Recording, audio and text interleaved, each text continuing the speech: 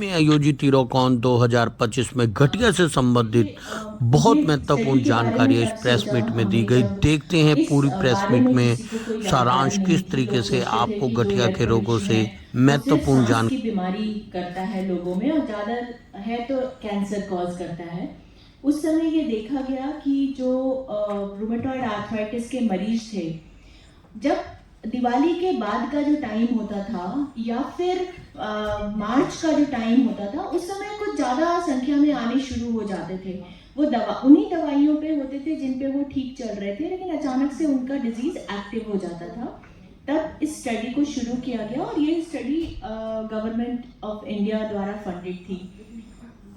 और उसमें हमने ये पाया कि PM 2.5 पार्टिकल्स होते हैं, पार्टिकुलेट मैटर जिसे कह देते हैं, जब उसका कॉन्सेंट्रेशन बहुत ज़्यादा था, बहुत ज़्यादा दिल्ली में जो पॉल्यूशन का स्तर है वो बहुत खराब स्थिति में था, तब ज़्यादा रूमेटॉइड आर्थराइटिस के पेशेंट आ रहे थे, और उसका एक एसोसिएशन देखा गया कि वो एक फैक्टर है। और उसके बाद फिर जो दूसरे चरण में स्टडी हुई, उसमें हमने प्रोस्पेक्टिकली ये प्रूव किया कि वाकई दोनों में एक एसोसिएशन है कि PM 2.5 कहीं ना कहीं रूमेटॉइड आर्थराइटिस को करने में, और जो मरीज हैं ऑलरेडी उनका डिजीज बढ़ाने में, इंटरमिटेंटली जिसे हम फ्लेयर कह देते हैं, रिस्पॉन्सिबल है। इसके अलावा तीसरी चीज ये मिली कि जो लोग मेन सड़क के 50 मीटर के अंदर रह रहे थे, उनमें ज्यादा फ्लेयर देखे गए, और जो 200 मीटर मेन रोड से दूर रह रहे थे उनमें कम फ्लेयर देखे गए।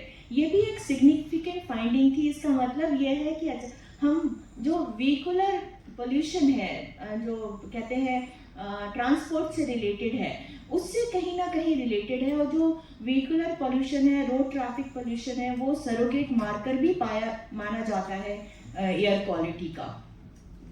CAQM और जो प्रदूषण कंट्रोल है उसके हिसाब से एम्स दिल्ली के पास सबसे ज़्यादा कॉन्सेंट्रेशन पार्टिकुलेट मैटर 2.5 और पार्टिकुलेट मैटर 2.10 का मिलता है। तो एम्स हॉस्पिटल बिल्कुल मेन रोड के बगल में है। इसके हिसाब से देखा जाए तो वहाँ पर में कॉन्सेंट्रेशन ज़्यादा होगा इनका, और जो पेशेंट वहाँ आ रहे हैं और उनके जो अटेंडेंट्स आ रहे हैं तो वो ज़्यादा खतरे में हैं। देखिए, ये सच है कि कोई भी हॉस्पिटल, घर या कोई और बिल्डिंग अगर मेन रोड के पास है, चौराहे के पास है, तो उस पोल्यूशन का लेवल उस एरिया में ज़्यादा होगा। और जहाँ तक मरीजों की बात है, तो एम्स में सिर्फ एम्स के आसपास वाले मरीज ही नहीं आते, और ये एक दिन का फिनोमेना नहीं है कि कोई 1 साल से रहना शुरू किया, 2 साल से रहना शुरू किया तो उसको आर्थराइटिस की प्रॉब्लम हो गई। Chronic exposure to air pollution cause करता है रूमेटॉइड आर्थराइटिस। मैडम, मेरा क्वेश्चन है प्रदूषण का और यूरिक एसिड बढ़ने का क्या कंसर्न है? जो आपने भी मुद्दा उठाया कि प्रदूषण बढ़ने के कारण ज्यादातर ये बीमारियां होती हैं, पर ये तो यूरिक एसिड बढ़ने से ये बीमारी होती है। देखिए, यहाँ पर ये बहुत अच्छा सवाल आपने पूछा। एक तो ये बहुत हाइप है कि अगर कुछ नहीं समझ में आ रहा है तो यूरिक एसिड थोड़ी सी बढ़ी हुई है तो कह दिया यूरिक एसिड बढ़ने से जोड़ों में दर्द या आर्थराइटिस हो रही है। यूरिक एसिड बढ़ने से एक प्रकार की आर्थराइटिस होती है जिसे हम गाउटी आर्थराइटिस कह देते हैं, जो कि ऑटो इम्यून बीमारी नहीं है। और गठिया जो है बहुत सारे प्रकार का होता है, अगर हम आम भाषा में कहें तो जो रूमेटॉइड आर्थराइटिस यूरिक एसिड के बढ़ने से नहीं होता। Rheumatoid arthritis auto immune disease है, जहां हमारा इम्यून टॉलरेंस बिगड़ जाता है, और उसी की वजह से ये गठिया होता है, रूमेटॉइड आर्थराइटिस। तो दोनों में कोई लिंक नहीं है। में लोगों के आमतौर पर ये धारणाएं होती हैं कि इसका इलाज क्योर है नहीं है, किस तरीके से देखते हैं, वहाँ पर क्या हमारे पेशेंट्स को बताएंगे? ज़्यादातर पेशेंट रूरल से इस बारे में वो जानकारी के अभाव में नहीं अपना इलाज प्रॉपर करा पाते, वहाँ पर क्या करेंगे? जी, आज के तारीख में गठिया या आर्थराइटिस का मॉडर्न मेडिसिन में बहुत ही इफ़ेक्टिव इलाज अवेलेबल है।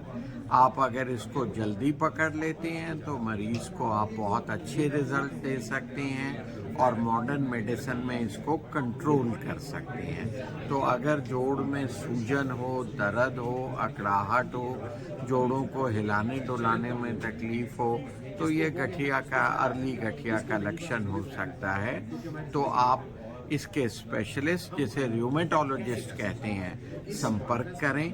अर्ली ट्रीटमेंट के साथ बहुत अच्छे रिजल्ट्स आते हैं। महिलाओं में किस तरीके से देखते हैं, क्या क्या अवस्थाओं पे इसको वो किया जा सकता है? आमतौर पे महिला सुबह उठ के घर का कार्य नहीं कर पाती हैं, आटा गूंदने में, कपड़ा निचोड़ने में मुश्किल आती है, गैस का लाइटर चलाने में मुश्किल आती है, और अगर ये तकलीफ़ें 4-6 हफ्ते से ज़्यादा रह रही हैं तो ये अर्ली रूमेटॉइड आर्थराइटिस का लक्षण हो सकता है। आज जो ये प्रेस मीट किया है, यहाँ पर क्या पर्पज़ है और कितने डॉक्टर्स ने यहाँ पे हिस्सा लिया और किस तरीके से आगे बढ़ेंगे आप? आयराकॉन 2025 इंडिया की गठिया की सबसे बड़ी कॉन्फ्रेंस है।